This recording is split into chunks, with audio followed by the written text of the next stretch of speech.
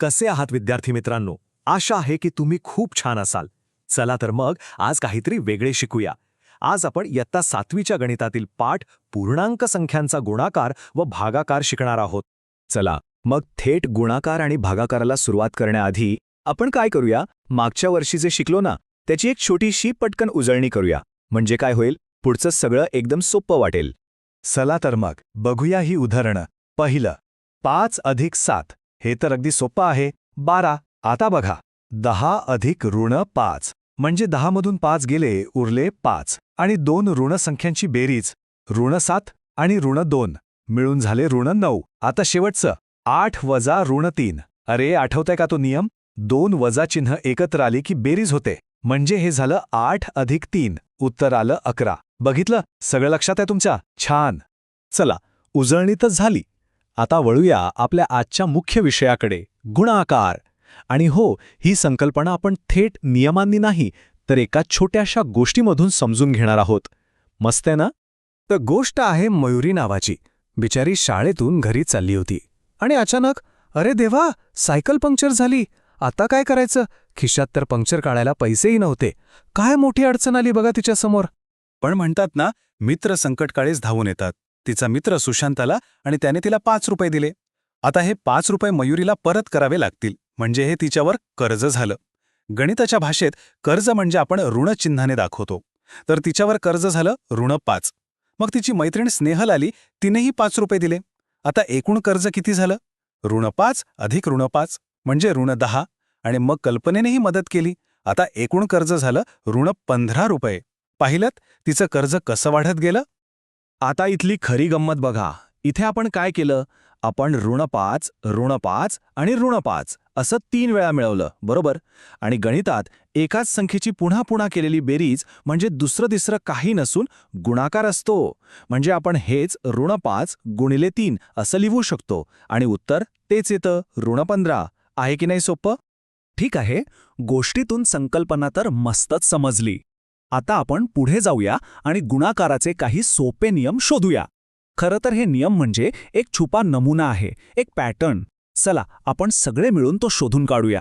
इथे बघा, तुमच्या समोर ऋण 4चा एक खास पाढा आहे. आपण ऋण 4ला वेगवेगळ्या संख्यांनी गुणलं आहे. बघा, ऋण 4 गुणिले 3 म्हणजे ऋण 12, ऋण 4 गुणिले 2 म्हणजे ऋण 8. असं करत करत आपण 0 पर्यंत आलो आहोत. आता पुढच्या स्लाइडवर आपल्याला यातला नमुना शोधायचा आहे. चला, आता तो नमुना किंवा पॅटर्न ओळखूया. नीट लक्ष द्या हं. आपण ज्या संख्येने गुणतोय ती संख्या जशी जशी 1ने कमी होतेय, म्हणजे 3, मग 2, मग 1, मग 0, तसं उत्तरामध्ये काय बदल होतोय? उत्तर 4ने वाढत चाललंय. ऋण 12चं ऋण 8 झालं, ऋण 8चं ऋण 4 आणि मग 0. आणि खरी गंमत तर आता आहे. जेव्हा आपण ऋण संख्येने गुणायला लागतो तेव्हा उत्तर चक्क धन होते. ऋण 4 गुणिले ऋण 1 बरोबर धन 4. कमाल आहे ना? अरे वाह, म्हणजे तो छुपा नमुना सापडला तर. अगदी बरोबर. ऋण संख्येला जेव्हा आपण ऋण संख्येने गुणतो तेव्हा उत्तर धन येतं. हाच तो सगळ्यात महत्त्वाचा नियम आहे. खूप छान. तर हे आहेत गुणाकाराचे 4 सोपे नियम. धन गुणिले धन, उत्तर धन. धन गुणिले ऋण, उत्तर ऋण. ऋण गुणिले धन, उत्तर तरीही ऋण. आणि ऋण गुणिले ऋण, उत्तर धन.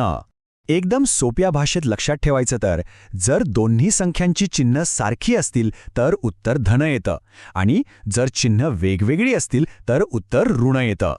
गुणाकार तर आता पक्का झाला. आता आपण पूर्णांक संख्यांच्या भागाकाराकडे वळूया. आणि गंमत सांगू, हे तर तुम्हाला खूपच सोपं जाणार आहे. हो, ही खरंच एक चांगली बातमी आहे. भागाकारासाठी कोणतेही नवीन नियम लक्षात ठेवायची किंवा पाठ करायची अजिबात गरज नाही. का माहितीये? कारण जे नियम आपण गुणाकारासाठी शिकलो तेच नियम इथेही लागू होतात. ही स्लाइड बघा, म्हणजे तुम्हाला लगेच पटेल. जसं धन आणि ऋण संख्यांचा गुणाकार ऋण येतो तसाच त्यांचा भागाकारही ऋण येतो. आणि जसं 2 ऋण संख्यांचा गुणाकार धन होतो तसाच त्यांचा भागाकारही धन होतो. म्हणजे तोच सोपा नियम. सारखी चिन्ह तर उत्तर धन, वेगळी चिन्ह तर उत्तर ऋण. इथेही अगदी तसाच वापरायचा आहे. ठीक आहे, नियम तर आता आपल्याला चांगलेच समजले आहेत. पण गणितामध्ये सराव खूप महत्त्वाचा असतो, नाही का? चला तर मग थोडा सराव करून हे नियम आणखी पक्के करूया. हे चित्र बघा, हे आपल्या पुस्तकातलं आहे. या तळ्यात कितीतरी मासे आहेत आणि प्रत्येकावर एक संख्या लिहिलेली आहे. चला आपण याच संख्या वापरून काही उदाहरणं सोडवूया. चला पहिलं उदाहरण घेऊ. ऋण 12 गुणिले ऋण 7. नियम काय सांगतो? ऋण गुणिले ऋण, उत्तर धन, म्हणून उत्तर आलं 84. आता पुढचं ऋण 96 भागिले 16. एक ऋण आणि एक धन संख्या म्हणजे चिन्ह वेगवेगळी आहेत, तर उत्तर येणार ऋण, उत्तर आलं ऋण 6. तिसरं बघा, ऋण 150 भागिले ऋण 25. दोन्ही संख्या ऋण आहेत म्हणजे सारखी चिन्ह, म्हणून उत्तर येणार धन 6. आणि शेवटचं 9 गुणिले ऋण 4. धन गुणिले ऋण, अगदी बरोबर, उत्तर आलं ऋण 36. वाह, खूपच छान सराव झाला. आता आपण आज जे काही शिकलो त्याचं सार म्हणजे सगळ्यात महत्त्वाचा मुद्दा एका सोप्या नियमामध्ये बघूया. हा नियम तुम्हाला नेहमीच कामी येईल.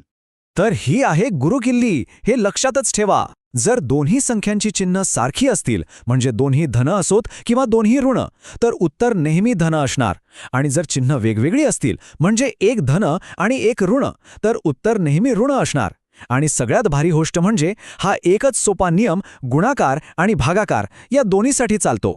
चला आता जाता जाता एक छोटासा विचार करूया. आपण या ज्या ऋणसंख्या शिकलो त्या आपल्या रोजच्या आयुष्यात कुठे वापरल्या जातात, कधी विचार केलाय का? बघा, हिवाळ्यात तापमान 0च्या खाली जातं, त्या पण ऋणमध्ये सांगतो. बँकेतल्या खात्यातले पैसे कमी झाले की ते ऋणामध्ये दाखवतात. किंवा समुद्राची खोली मोजताना पाहिलं, गणित आपल्या अवतीभोवतीच आहे. व्हिडिओ आवडला असेल तर नक्की लाईक आणि सबस्क्राईब करा आणि आपला अभिप्राय कमेंट सेक्शनमध्ये कळवा. आपण लवकरच भेटूया पुढच्या व्हिडिओमध्ये. धन्यवाद.